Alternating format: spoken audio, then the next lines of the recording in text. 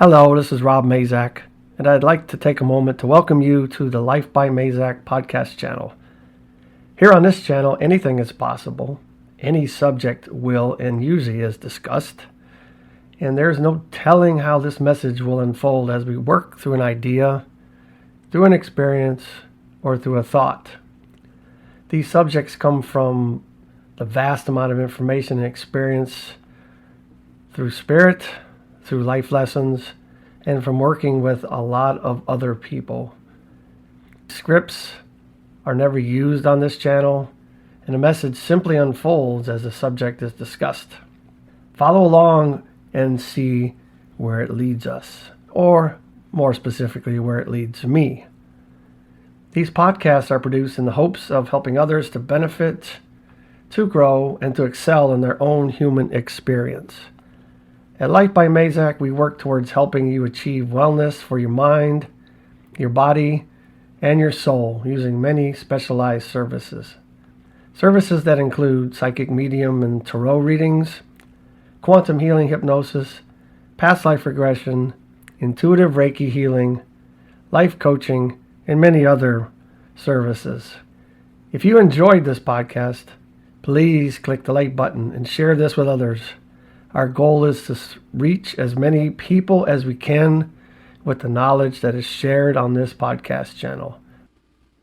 Hi, everyone. Hey, I just wanted to start this particular podcast with an experience I had yesterday, day before, something like that, last couple of days anyway, where synchronicities really popped out very strongly in my face. And I know we all love to have validation and signs. Everybody loves signs. And, it's like we want to be validated on our thoughts and our ideas, our wishes, our dreams, our thoughts. And I think it is important. And I do believe that those happen all the time if we really pay attention. And sometimes when we don't.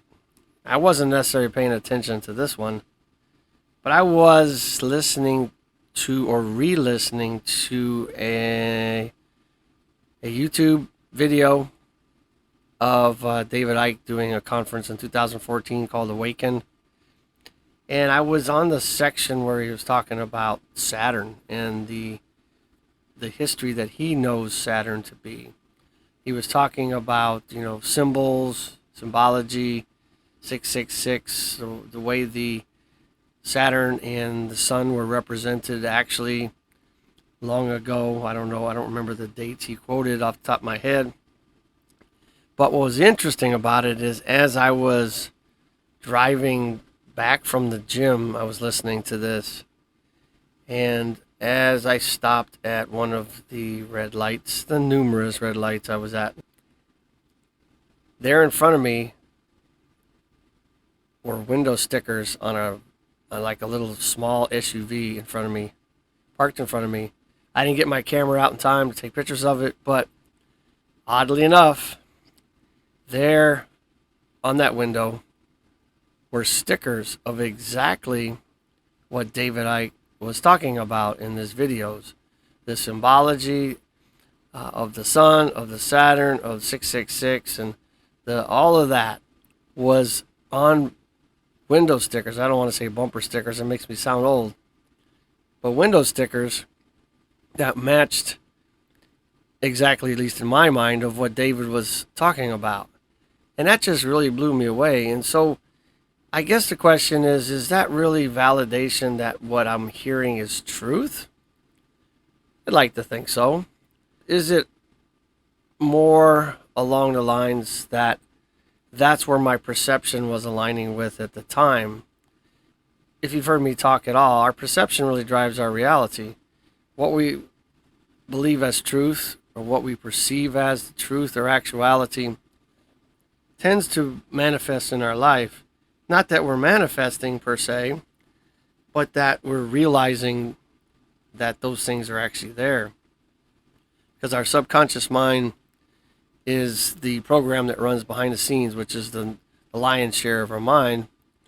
And it goes after bringing into our reality or filtering out the things that don't belong in our reality or our experience to support what we believe as the truth. In other words, if I believe in red Corvettes, like with all my heart, I'm going to see them everywhere.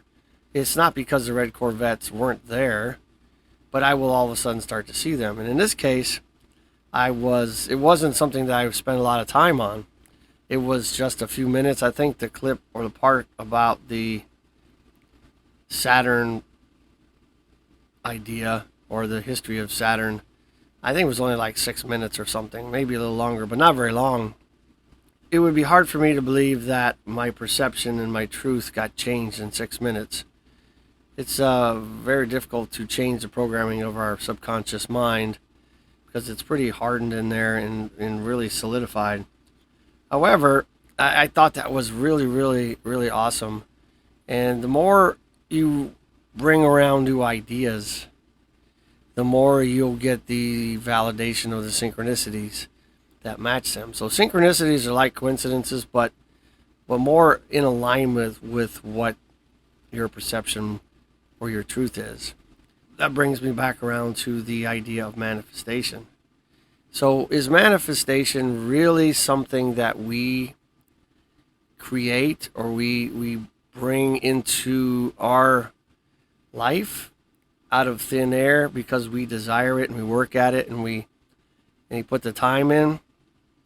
Or is it simply that we have put the time into it and we have really kind of rewired some pathways in our mind and allow our subconscious mind to now help us see that those things are already there and that we begin to realize them in our life? I tend to believe that is more the function of what manifestation is. I would rather call it, in my opinion, in my experience, realization. Because if you look at creation and how it is depicted in religious texts and in science and all the above, is that when creation happened, I'm not saying it happened in an instant or overnight, but as creation was developed, there was a point where everything that was possible was already created. Just like passages in the Bible, for example, say, there's nothing new under the sun. Well, maybe there isn't. Maybe everything that we need, everything that we want, everything we desire, any possibility is already here. And all we really have to do is align with it and put the time into changing our truth. Now, changing our truth is not that easy because many of us have been exposed to many, many things in our life that have really hardened our ideas about what life is and what we are doing here, why we are here, beliefs in all kinds of things in religions and in politics and all kinds of things. And it's very difficult for us to change that. Not impossible. You have to really put some time into it, generally. I mean, some things happen really quickly. At least apparently they do. I've had some instances where I've quote unquote manifested or put out a new truth. The new truth showed up the next day. Now, I mean, that's not always the case. Sometimes you really have to put, months and years into changing things, because I tell you what, when you look at the trophy case in our mind, there's a lot of old stuff, old trophies, things that are negative and things that are not in alignment with our best interest for this life, that are taking up space in our trophy case. And all the things that should be shining and all the things that are available are all hidden in the shadows and the dust and the cobwebs. And sometimes it takes a little time to unscrew, unbolt, unglue all these things, rearrange, dust. And our mind is a complicated thing. Our brain is a complicated thing. It's simple yet complicated, because to change that is really not hard. It doesn't take a lot of money. It doesn't take a lot of self-help books. It doesn't take a lot of anything really, other than your time, your dedication to what it is you want. And I think that is also one of the biggest problems that I've discovered with people, is that most people don't really know what they want. If I ask somebody or tell somebody, hey, here's this imaginary card from God or the Creator, And with this card, absolutely anything is possible. There's no such thing as failure. Money, time, anything is no limits. What would you do? What would your life look like? I'd say at least 90 to 95% of people have no clue what they want their life to look like. And therein lies some of the biggest problems. I'm not saying we have to have all life figured out, but I think it's nice to have a direction or some direction to go up some hill, fight for what we want, struggle for what we want, dream for what we want, put the time in, and get that. And then go find another hill, right? But I think that we are doing ourselves a huge disfavor when we just kind of wander through life and all the signs and synchronicities and everything that we should be doing is just right in front of us, and we're not capturing it. We're not seeing it. We're not allowing it to come in. And sometimes it takes really bad and hard times. We fall on our sword. We, fall flat on our back, go bankrupt, marriages end, on and on and on, for us to get the attention that we need to put on our life. So I like to call that the big spiritual hammer. Call it what you like. But I do believe that if we're not paying attention, then we are going to get attention from the other side. Now, you call the other side whatever you want. We're not here to really talk about that. But we, I think, are really in charge of our lives, or at least our experiences we have in this life. I'm not saying that a lot of our path is not kind of hardwired. I'm sure that there's a point A to point B, beginning and end, and some mile markers in between. But I think that it's the in between times between these mile markers, these big events, that we need to really dig in and have some experiences, because life is really cool. That's easy for me to say, I guess. And it's hard for me to say because life has not always been easy. But it is really awesome to have the experiences we have. I often think about what would it be like for me to go back to my 19-year-old self with the knowledge and the experience I have, and redo things. There's no other way to get that type of experience than to live life. And it doesn't usually happen when we're young. That's experimentation time, right? I would really love to go back and try it again with what I know and see what differences or how different my life would be. But, will we get to do that? Will I get to do that? I don't know. It'd be kind of cool, though. But I do think, though, that we also have to, I do believe that the guidance from the other side, is really important as well, because if we're deciding everything in our life, we may not always have our best interest in mind, because the other side, spiritual realm, whatever category you would put that in, or whatever name you would give it, we'll call it spiritual realm, is got a much better view than we do. It's like standing on a soccer field. That's what I do for fun, and only been able to manage that 100 yards or so. You can see the game, you can see some things, but if you were looking at the game from above and you had that information, how much better would playing goalkeeper be, with that bird's eye view? It'd be way different. And I believe that's kind of how I look at, that is how I look at the spiritual realm, is this kind of that overhead view, the blimp that's always up there in the sky, watching, observing, guiding, sending messages. And I think it happens all the time. And messages can come in all kinds of ways. They can come through window stickers or bumper stickers for us old people, in front of us that match what we're listening to.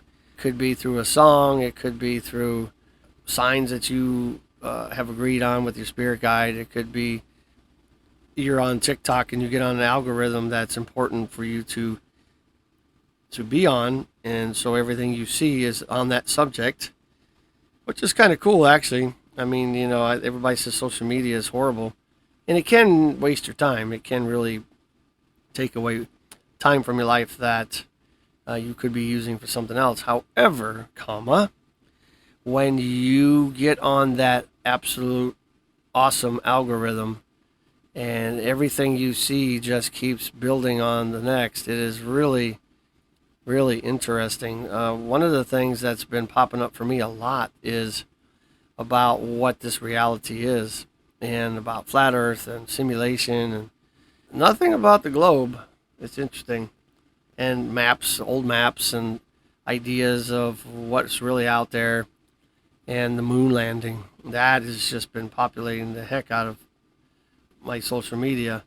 Now, I'm not really sure why that is, because the moon landing is not something that I really have been pondering. I mean, I think I've kind of settled on my own ideas about that, but it still keeps coming up. And I'm not sure why. Maybe I'll learn, if I pay attention enough. But the idea of what this reality is probably the most pondering, I don't know, question or time that I spend pondering on this reality. And there's so many ideas out there. It would be very hard to settle on just about anything. And it's like everybody has an idea, a truth that they think is actuality. I mean, it just goes from one extreme to the other. And what I find, once again, is that when I get on those algorithms, then my perception radar starts tuning into that, and then I start seeing things in my reality that start to align with that. Does that mean that, for example, if I'm pinging on the matrix or simulation idea for this reality on social media and things I look at, and they start showing up in my life, does that mean that it's true? Not necessarily. Once again, I think all information and all possibilities are here in this creation. So if we believe something, our subconscious mind really wants to support that and give us the experience that we believe in. It could be true and it could not be true, because I've also studied all types of ideas about the reality. Flat Earth, round Earth, I mean, you name it, I've probably studied it, just because it's interesting to me to ponder on those questions. And we may never know in this life, I don't know. But every time I study something new about this reality, things present themselves in what I consider reality. Is this reality that we experience every day really real? Who knows, right? But it is an experience.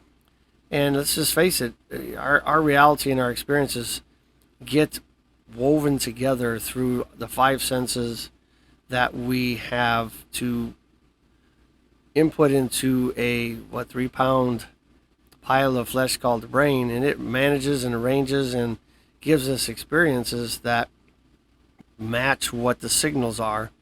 And sometimes it has to really fill in a lot of gaps, and that's where the experience comes from in life, and ideas about our truth and all that stuff.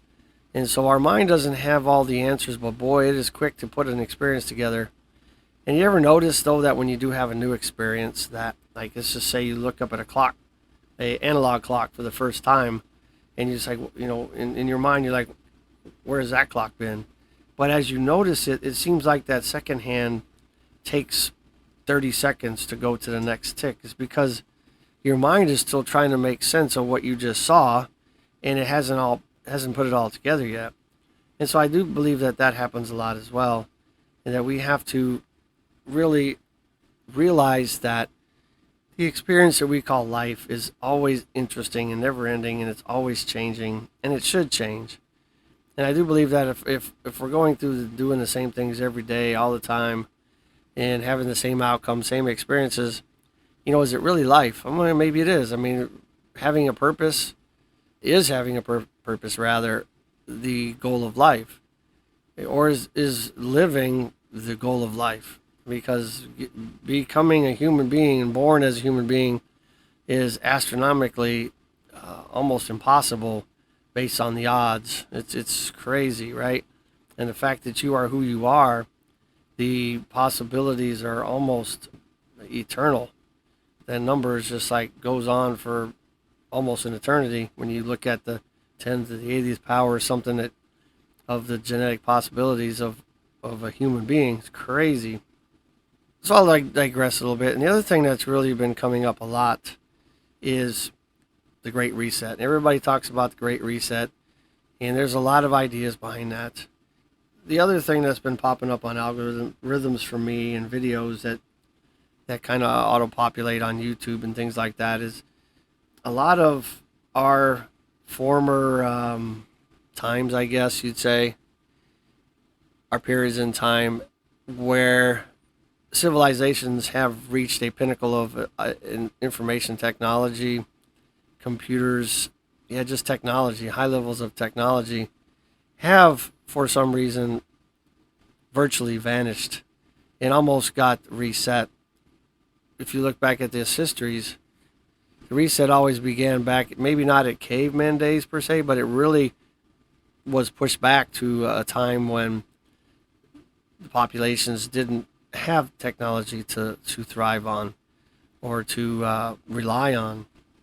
When we look at our current history, and it seems like a long time, but it's really not too long, that we are accelerating at a very, very rapid rate, and that we are headed towards perhaps what most people would say that great reset, that time when we have technologically, that's a tough word, evolved to a point where we need to reset the simulation or reset the life path, whatever term works for you, and start over almost. It's almost like the simulation theory really stacks up really well for me in this. If that's true, I'm not saying it is, but if that's true, then this whole idea of simulations that we live in as lives, right? And we go through a great reset and we start over again without the memory of the last life. The simulation is rerun. Maybe there is some idea of perfecting humanity or perfecting the species as we know the species, right? What do scientists do when they're trying to run an experiment, right? They develop a computer simulation, they run it inside of a computer before they spend a bunch of money on the project itself. See how the simulation goes, how the computer runs it. Sometimes, they just rewind it back a little bit and to a point and run it again. Sometimes they completely reset it, start over. It's like, well, that didn't work. Whatever experience we are here to have, whatever our reality is, whatever life is supposed to be, whatever we're supposed to achieve, for whatever reason we have come here, we are here. And I think that if we have, in actuality, every possibility at our fingertips in creation, in whatever it is we live in, whatever you want to call this, the earth, a reality, but what we consider reality, then why aren't we using that? I think that we should be spending our days, or at least a large part of our days, when we have the opportunities. Granted, I get it, we got to work, got kids, we got school, we got all kinds of things. But when we have the time, we should use it wisely. Because tapping into the immense dimensional cosmic internet, if you will, it just seems like a really awesome idea and a really great potential for what it is that we want or what we think we want, or even if we're simply just asking for information or some guidance, it's all there for us. And I think that we should focus some of our energy and our time, step away from our world, step away from our life, perhaps sit down in meditation or however you quiet yourself or center your mind. I mean, there's a lot of ways to do that, a lot of methods, but to find what works for you, to create a space within your mind that takes away some of those distractions, because the stream of information is endless. It never stops. It's always coming, and it always will. And I think we need to capture that. We need to capture that. We need to capture that. We need to do something with it and understand better why we're here and what lessons we're supposed to have and what we are supposed to be doing. I'm not saying that we're going to be given a purpose. Maybe a purpose is a strong word. Maybe it's not the right word. What should I be doing now? What should I be doing next? What lesson do I need to learn? What opportunity should I take? And it doesn't have to be our grand purpose. I think people really get wrapped around that idea of purpose. Why am I here? Well, you're here because you're here. A lot of what we experience comes down to our own decisions. And yes, the guidance from the other side, and information from the other side, the nudges, because I do think that those come, and I know they come. I don't think they do. I know they do. We need to really capture that, utilize that, and do something with it, and stop just kind of floating through life. Because if you don't like where you're going, you may not like where you end up, or you don't know where you're going, you might not like where you end up. And that is very, very true. If we just let life happen to us, you're going to be an old person one day, and you're going to wonder, where the hell did life go? And I'm one of those older people. Not that I wonder where my life went, because I've had a really rich and exciting and lovely life. Never been a millionaire or super famous or anything like that. But for me, the experiences I've had, I wouldn't trade. I would not trade them, because that's what made me who I am and the man I am now. And it's forced me to change, to conform to different ideas, different ways. And it has given me just a very, very wonderful outlook and experiences. Like I said, I would love to take them back to an earlier day and put them to use in a different environment, and see and run the simulation again, right? And I don't know, like I said, I don't think that's going to be anything that I'll be granted, but who knows, right? Nothing's impossible. That we are not aware enough of what's going on in our life. We are not aware enough of who we are. We are not aware enough of what it is we want. And even if we think we know what we want, we change our mind too much, and we don't allow the change within our perception to actually happen. It does take consistency and persistency. We need to, in my opinion, I'm not telling you what to do, but we need to really hone in on that and experiment with it, have some fun with it. Do your manifestation or realization or whatever you want to call it, and see how it works, because I can give you story after story after story of how it's worked for me. And honestly, I'm talking to myself here too, because it is, in my opinion, it's time for some things to change, something to be different. And I know it is. And just like I'm talking to you about, it's hard for me to kind of pin a solid direction on what I want that to look like, right? What my perception should be or be changed to. And so the challenge is not just for you, it's also for me. Remember, just because I'm behind this mic and I do what I do, that I am not perfect, and I also have my human struggles as well. And that's the wonderful part about being a human, is that nothing is perfect. Imagine if it was perfect every day. How boring would that be? That is what the spiritual realm is like, in my experience, having been there through my meditation and consciousness journeys. When clients that I have under hypnosis go there, it seems like a cool place, right? No worries, no emotions, no stresses, no nothing. But it's just like existing, just being aware of yourself and having that peace and all that, yes. But being human, it really makes you appreciate the challenges. And I think that those are here for a reason.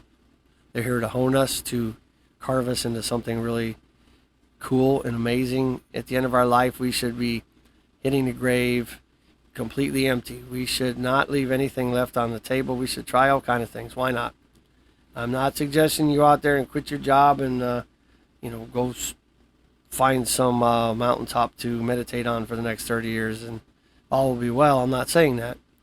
What I'm saying is that use your time wisely. And if you think you are, do an honest check on that.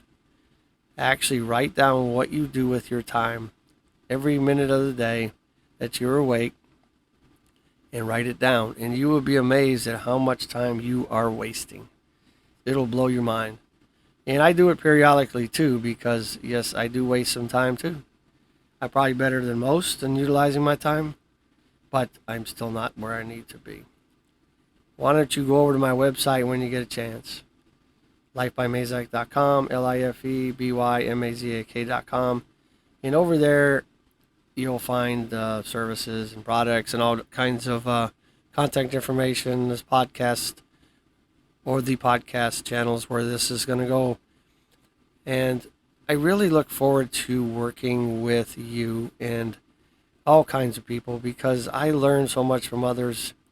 When we get together to help each other, we always help ourselves and vice versa.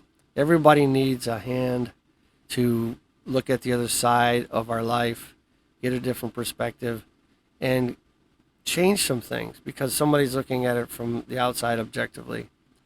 And teaching people to get out of their own way. It's really interesting to watch people to go on their way after you push the start button. It's really cool. So I look forward to hearing from you. I look forward to working with you. Stay strong and live your life.